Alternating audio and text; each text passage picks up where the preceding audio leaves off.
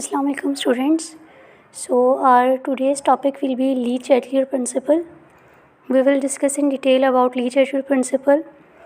It is a part of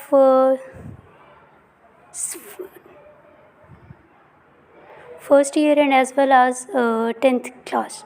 So first of all, you must know what is Lee-Chatelier principle. As you can see the definition that a change in one of the variables that describe a system at equilibrium produces a shift in the position of the equilibrium that counteracts the effect of this change. Means in the last video we have discussed about chemical equilibrium कि जब आपके पास chemical equilibrium maintain हो जाती है उसके बाद कुछ variables हैं आपके पास कि आप उन वेरिएबल्स को अप्लाई करके चेंज करना चाह रहे हैं इक्विलिब्रियम पोजीशन को, तो वो वेरिएबल्स आपके पास, आपको पता है कि अब नॉर्मली अगर आप देखें कि आप पर भी अगर कोई चीज़ इम्पोज की जाती है, कोई चेंज इम्पोज किया जाता है तो आप उसको रेजिस्ट करने की कोशिश करते हैं, ठीक है। तो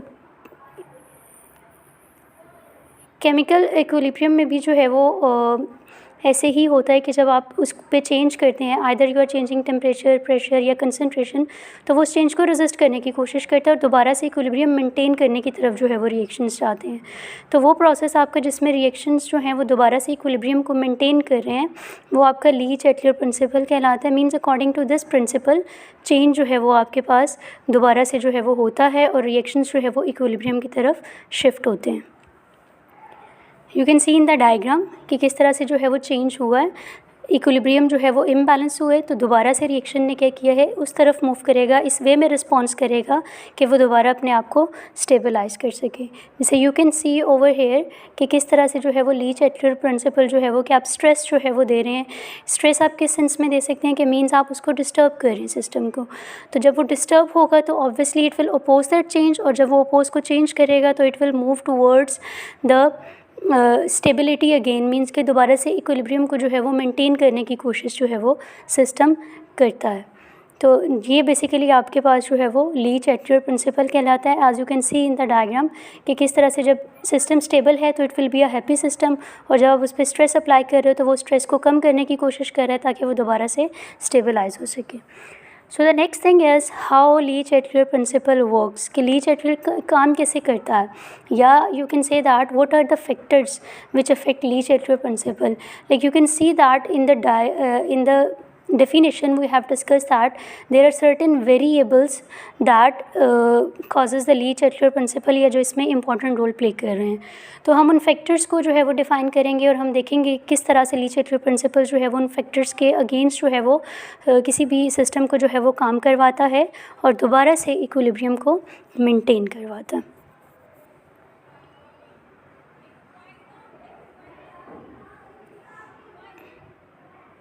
So you can see the name of three factors that are given over here.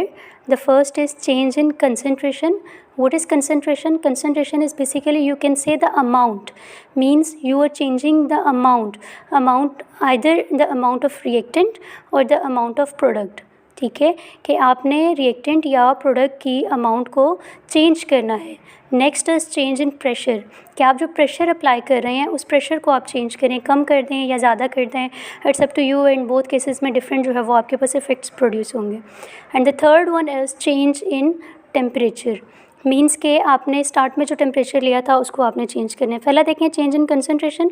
The forward reaction is favoured when the concentration of the reactant is increased, कि आप जब कंसंट्रेशन रिएक्टेंट की इंक्रीज़ कर देते हैं, मीन्स रिएक्टेंट की quantity को increase कर दें, तो आपके पास क्योंकि अब रिएक्टेंट ज़्यादा है और प्रोडक्ट कम अमाउंट में है, तो इट मीन्स के रिएक्शन फॉरवर्ड मूव करेगा ताकि ज़्यादा से ज़्यादा प्रोडक्ट बने और इक्विलिब्रियम मेंटेन हो। Of the reaction will shift towards the use of the reactants in the reaction, के रिएक्शन यूज़ हो और प्रोडक्ट आपके पास बने, विच decreases the concentration of the reactants, जिससे आपके पास जो कंसंट्रेशन है, जो अमाउंट है रिएक्टेंट्स की, वो डिक्रीज जो है वो हो जाती है और दोबारा से इक्विलिब्रियम मेंटेन हो जाती है। Same like the addition of product, it shall increase the backward reactant to decrease the product concentration. The backward reaction is favored when the concentration of the reactant decreases and equilibrium of the reaction shift towards the production of reactant. कि अब आपने क्या करना है, आप अगर product की quantity को इंक्रीज़ कर रहे हैं, ऑब्वियसली प्रोडक्ट ज़्यादा है और रिएक्टेंट कम है, तो प्रोडक्ट दोबारा से यूटिलाइज होगा, मींस ब्रेक डाउन होगा, and it will be converted into reactant. और जब रिएक्टेंट में कन्वर्ट हो रहा है तो it means you can say that कि आपके पास दोबारा से प्रोडक्ट कम हो रहा है और रिएक्टेंट ज़्यादा होगा, और तब तक ज़्यादा होगा जब तक दोनों की क्वांटिटी इक्वल नहीं हो जाती। एंड जब इक्वल हो जाएगी तो आपके पास सिस्टम पे इक्विलिब्रियम जो है वो आ जाएगी। लेकिन you can C over here कि आपके पास जो है वो किस तरह से इक्विलिब्रियम जो है वो मेंटेन हो रही है, ठीक है, ताकि आपका जो है वो इक्वल में जो है वो रिएक्टेंट और प्रोडक्ट की क्वांटिटी जो है वो सेम रहे, ताकि आपके पास जो है वो इक्विलिब्रियम मेंटेन हो जाए।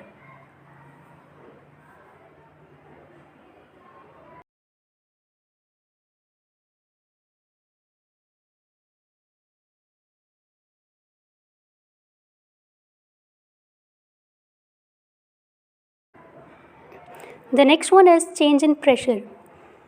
मीन्स कि आपने प्रेशर को चेंज करना है। इंक्रीज़ इन प्रेशर और decrease in volume will decrease the formation of the product. कि आपने क्या करना है, प्रेशर इंक्रीज़ करना है या डिक्रीज़ करना है, तो उससे प्रेशर से ऑब्वियसली आप वॉल्यूम को इफेक्ट कर रहे हैं। आज you have studied in the Boyle's law कि प्रेशर और वॉल्यूम का इन्वर्स रिलेशन है।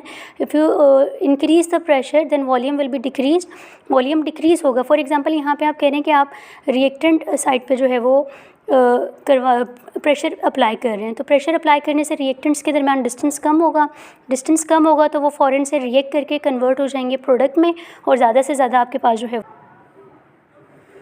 So by increasing the pressure you are basically decreasing the volume. You can see here increase in pressure, decrease volume and the less space will be provided.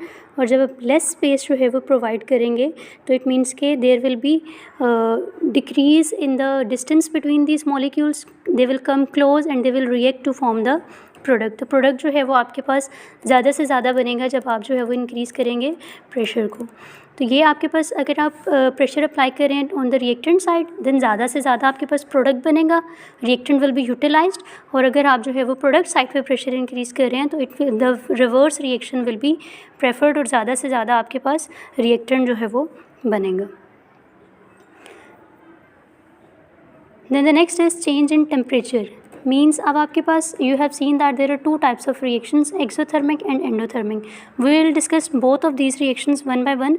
The first one is endothermic, कि जब आपके पास कोई एक endothermic reaction आप करवा रहे थे और उसमें जो है वो आप टेम्परेचर को चेंज कर रहे हैं तो उसका क्या इफेक्ट होगा। Increase in temperature of the system favours the endothermic reactions, कि जब आप सिस्टम का टेम्परेचर इंक्रीज़ कर रहे हैं तो that increase in temperature will prefer the endothermic reactions. Endothermic reactions वो होते हैं जिनमें आपके पास हीट एनर्जी यूटिलाइज्ड होती है, you have to provide the heat energy, ठीक है, for the completion of reaction. The increase in temperature increases the amount of heat in the system, कि आप जब टेम्परेचर इंक्रीज़ करेंगे तो सिस्टम को मिलने वाली हीट ज़्यादा हो जाएगी। It means you can say that the temperature of the system has been increased, hence it tries to remove the excess of heat by favouring that reaction in which the heat is absorb. तो वो क्या करेगा, ज़्यादा से ज़्यादा heat को वहाँ से रिमूव करने की कोशिश करेगा और रिएक्शंस को जो है वो उस तरफ जो है वो उस डायरेक्शन में मूव करवाएगा जहाँ पे वो अपनी हीट को जो है वो एलिमिनेट कर सके। दैट इज़ द एंडोथर्मिक जो है वो आपके पास रिएक्शंस होते हैं। And the next one is decrease in temperature favors the exothermic reaction. अब exothermic reactions are those reactions which releases a lot of energy during their completion. For example, if you take the example of burning, तो burning में आपके पास जो है वो जब भी आप सुई गैस जलाते हैं या लकड़ी जलाते हैं तो वो एक्सोथर्मिक है, क्योंकि उसमें a lot of amount of heat energy is released. तो जब आपके पास कोई भी जो सिस्टम है वो एक्सोथर्मिक रिएक्शन जो है वो दे रहा है तो उसमें क्या होगा, in this case the temperature is decreased by removing heat content from the system, कि आपके पास जो आपका सिस्टम है उसमें ऑलरेडी बहुत ज़्यादा amount of heat energy present है। You have to decrease the heat energy that is present. It means कि आपने टेम्परेचर को कम करना है हीट को रिमूव करके। Hence the system tries to restore the temperature back by favouring the exothermic reactions. तो system क्या करता है, एक्सोथर्मिक रिएक्शंस को जो है वो फेवर करता है ताकि वो दोबारा से अपना ओरिजिनल टेम्परेचर जो है वो मेंटेन कर सके। That is the reaction in which the heat is liberated, कि जिसमें हीट एनर्जी जो है वो रिलीज़ होती है। इन simply you can say that कि अगर आप किसी भी टेम्परेचर जो है वो रिएक्टेंट्स हैं उसको प्रोडक्ट में कन्वर्ट करना चाह रहे हैं तो टेम्परेचर को इंक्रीज़ करना पड़ेगा आपको, और हीट अमाउंट जो है वो हीट एनर्जी जो है वो रिलीज़ होगी। और अगर आप जो है वो हीट एनर्जी को एब्जॉर्ब जो है वो करवाना चाह रहे हैं तो इट मीन्स दैट आपको हीट एनर्जी वहाँ से कम करवानी है, तो वो एक्सोथर्मिक रिएक्शन जो है वो उस तरह का रिएक्शन देते हैं। ओके,